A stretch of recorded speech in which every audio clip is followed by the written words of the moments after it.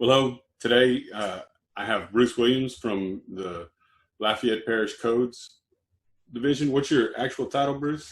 I'm the building official. Building official. Okay. Yes, sir. I'm over all we have all four trades, and I'm over the four trades. Okay, and those would be mechanical, electrical, plumbing, and building. All right. Yeah. In my phone, you're Bruce Codes guy. Williams. So, I asked Bruce to come in to talk to us a little bit about the nature of dealing with your codes department, with different restrictions or regulations that might be there. And he just filled me in on a little bit of information that he got talking to Mark Joyner. So, Bruce, who's Mark and what did he tell you? Mark is the head of the Louisiana State Uniform Construction Code Council in Baton Rouge. He's a building official as well, and lives around Ruston, Monroe area. And they were the second most damaged parish money-wise, because it was still a Category 1 when it made it to Arkansas. Yeah.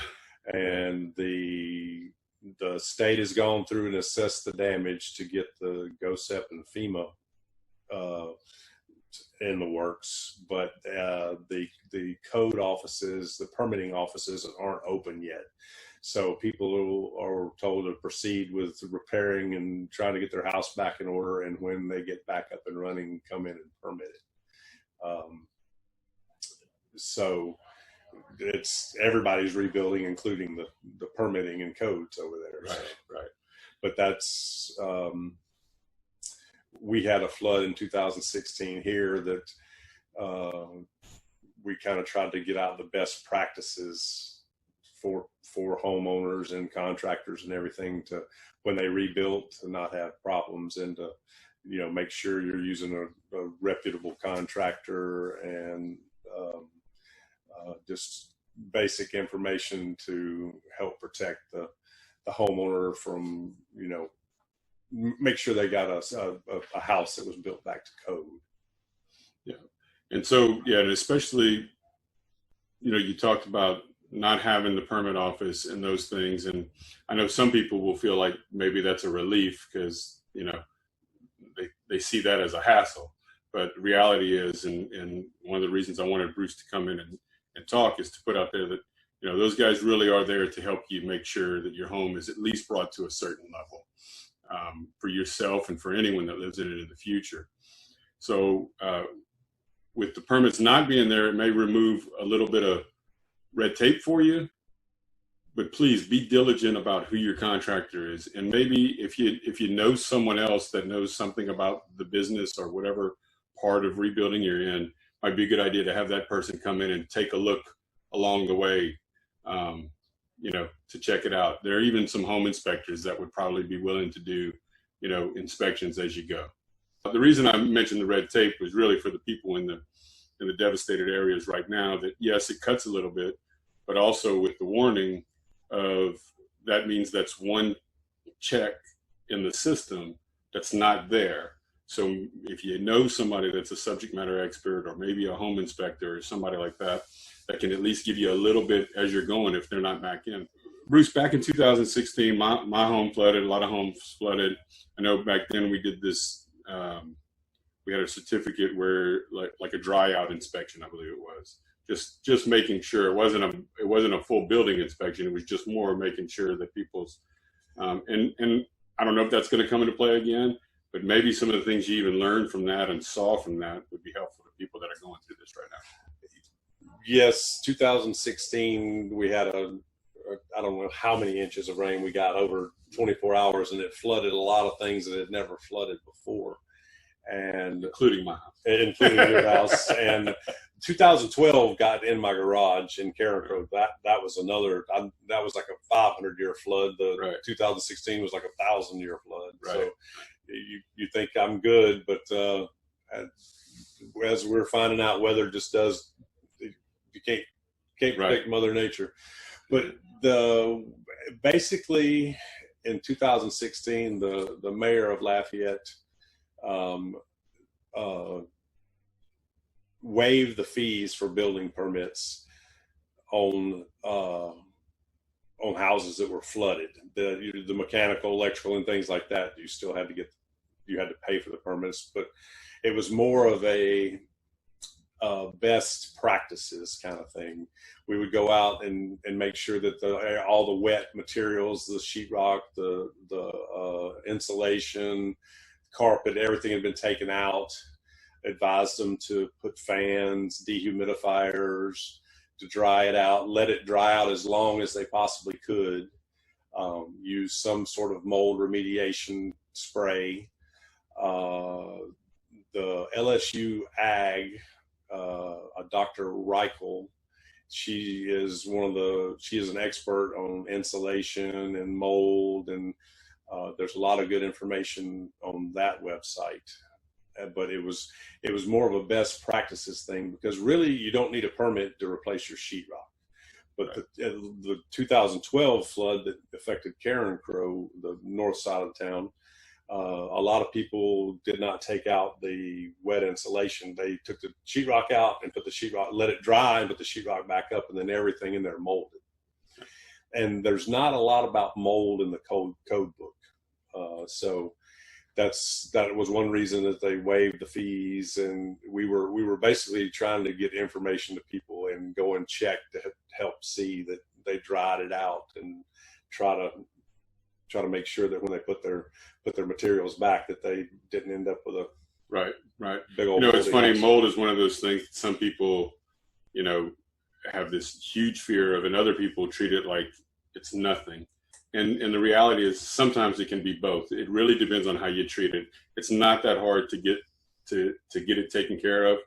The main thing is get it dry and get it gone.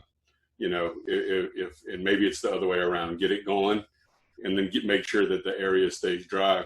In South Louisiana, inside your walls, there's going to be some moisture, especially if your house is more than 10 years old. There's going to be air movement in there between the cold on the inside and the hot. There's going to be, I walk outside, you feel it right now, so if you leave mold spores in the insulation, all it takes is a little bit of moisture for them to grow. And I'm saying that I was a certified mold technician. From going around and seeing the homes, is there anything that you saw, people laxing on or taking, just weren't informed, maybe things that they were doing that were maybe a not best practice that people could learn from? Some were actually, they didn't dry the material out enough and were then basically sealing the moisture in. Right. They were using more of like a Kills or a water sealer kind of thing, and that can trap moisture in there. It's kind of like pressure treated wood. If you don't let it dry and age long enough, if you paint it, it'll rot faster, and it doesn't take the paint. Yeah. And it's kind of backwards than what I thought. And I grew up in Georgia, which is a hot, humid climate too. But when I moved here, the humidity here, and it does things that I would not have believed. Right. And you were talking about, the house has to breathe, and the energy code is making them breathe less and less. So like the old houses in New Orleans are balloon frame, the air goes up the wall and out the roof. Right. Your power bill is $1 million, but the house breathes, and if any moisture gets in there, it dries out.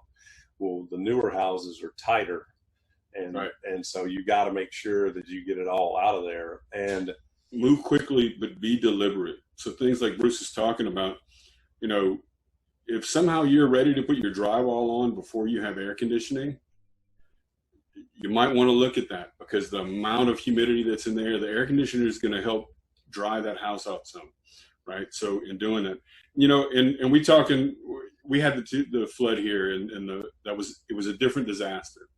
The water came up. When it left, there wasn't a whole lot of risk of more damage coming into the house because roofs were intact. And so, people are fighting with a different dragon, still a dragon. But your home being dry is almost its primary function. If you can't keep the water out, you're going to have maintenance issues, period. So making sure that you have it to where the water is out and the humidity is controlled is really important before you start closing everything up and tightening it up, especially since it's been, you know, exposed to this much moisture. And if you did get water in the house and you can tell where the water stops, go a little higher. I mean, I don't know that there's a recommended amount, how much higher, but go a little bit higher anyway, right? You know, and so those mold spores, anything that are in there, can get it out. And doing that. And when we talk about drywall and we talk about redoing your house, on that video, we'll go more into where to cut and that kind of stuff. So, well, and like with drywall, it comes in normally 4-foot sheets. So right. Usually people go 4 feet just for ease of putting it back and having a joint to float instead of right. So that's and then you can see further up because the insulation will wick the moisture all the way up the wall sometimes. It can. So seeing, yeah. So, you know, if you got a little ground insulation, you got to pull it up a little bit. 2 foot might be okay, because then you can split that sheet in half and still get the maximum use out of the sheet. But yeah, once you go past that 2 foot, you might as well go to 4 and put that in there. So, and it's probably where the seam is already in your house. Good chance. Yeah. Right. You'll find that line. So anyway, we'll talk more about that from a permit standpoint, from a licensing standpoint. Are there particular websites that people should pay attention to that you're aware of, or maybe if you could give me a list of those, we'll add them to the.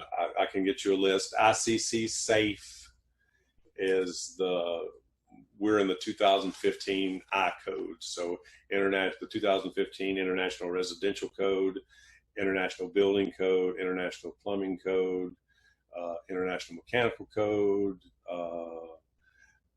We're in the 2014 National Electric Code. That's the only one that is not. They are affiliated with each other, but it's not actually. They omit out the sections in the code book of electrical and substitute in the NEC. Okay, it's the extremes in our weather, that even places where you would think extreme temperature, like the desert, but it's almost always dry and hot, right? And so here we have this variance that goes from wet to very hot and rain to sun, and that really puts a toll on materials, you know, the expansion, contraction, everything else.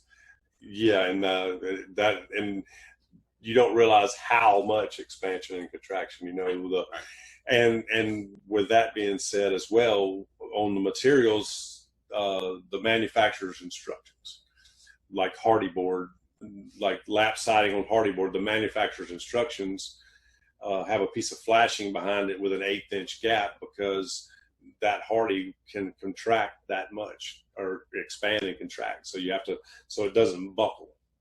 But in drying your house out, we were talking about having your air conditioner running. Most flooring has to be in the house for a couple of days with the air conditioner running to acclimate to it.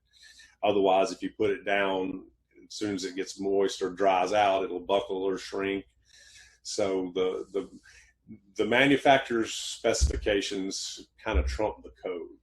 A lot of things the code book lay out what you need to do, and then puts or per manufacturer's instructions, because they're the ones that have sent it to UL laboratories and had it tested. Yes, and I would say that a big part of this whole thing for everybody out there is, you know, if you don't know, don't guess. That's dangerous, right? Find somebody who knows. With permit locations, the codes, you know, in your area, if they're not available right now, find different resources. Send an email into us. Your contractor, talk to them, see where you can find information. If you're using a contractor for some things, but maybe you want to do some yourself. If you don't know, don't guess. That's anything else you want to? Well, I was going to say, in Louisiana, you can self-contract. Right. You can pull plumbing, electrical, mechanical, building. If it's your primary residence, you can be the self-contractor on that. And in times like these, if you have a contractor that's insisting you go pull the permit, that's usually a sign that you might, because if whoever pulls the permit takes the liability. Right. And that's so licensed contractors, if you do have a problem, they take the liability. Whereas if you pull the permit and there's a problem and you try to get whoever did the work to come back and fix it, well, you're the contractor. So the liability falls on you. Okay. That brings up a good question, I guess, though, because, one of the things we'll offer to people is, if they want to self-contract, we'll do a consultation, help them look over their plan, right? Go through the plan and make sure there's not some obvious misses or whatever, and that they have a good plan. And then when they go through the process, if they would like us to come in and inspect something, we'll come in and consult. We're not there the whole time. We're not hiring the subs. We're not doing that. So that's when I say they would self-contract. The permit departments in the areas that have been damaged that are closed, at least in the Calcasieu. Is it in all damaged areas? It is in the big damaged areas, yes. Okay. But you can call, in Iowa, the police didn't even have phones. They didn't have radios. They didn't have anything. Right. So, that's as they get up and running, but it wouldn't hurt to give a call to try.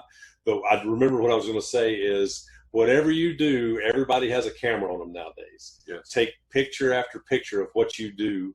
So when you do get permitted and somebody says, well, I didn't get to see that, if you have some pictures, that might help your case. And it's always good to have that. I mean, and great advice. And we're telling people the same thing, and if, you and your spouse or whoever lives in the home, whoever's working on the home, even the contractors, you can take regular pictures of the progress that's going on, what you did, what's happening. You may not need 95% of them, but if you need the 5% and you need them, you're going to be glad you had them. And you can store them. Most people have access to some kind of a cloud drive where they can go directly. Soft sale here, we have a product that we're about to come out with, which is a tracking for all your home documentation, and you can store your home documentation as well as get information and recommendations from us on maintenance things and scheduling maintenance, stuff like that. If somebody's interested in doing that, we can help them with that. But really the point right now is have a place to do it. Take them. Don't just put them on the phone, because tomorrow when you're out there, you might damage the phone. When you get to where you can get them on the cloud, if you don't have access on site, get them on the cloud so that you can keep them. Wrapping up, one of the things we did see is when people are rebuilding their house, it's like, well, I wanted to move this room around or do this, and now's the time to do it. You want to make sure that you get that inspected, because it may be structural, it may not be structural. But right. we had a lot of that, and then the people, well, I was just doing it. I didn't think I needed a permit. So you want to watch that. And commercially, everything, putting things back like they were is the path of least resistance. You're not changing the occupancy, you're not changing the shape, you're not changing the footprint. Commercially, anything you do has to go through the state fire marshal and be permitted, which right now they're not open. People are trying to get their roofs back on, but like in a commercial building, you're like, well, now this is a good time. I'm going to move the break room over here. Well, if you do that, then the fire marshal is going to want to see it. So right. Replacing what you had is the path of least resistance. Keep the shell, right? Yeah, keep the framework in it. Yeah, don't go outside your footprint, or you start kicking in other things. Okay. Yeah, so that's okay. I appreciate you having me, and thank you, sir. Hopefully it helped.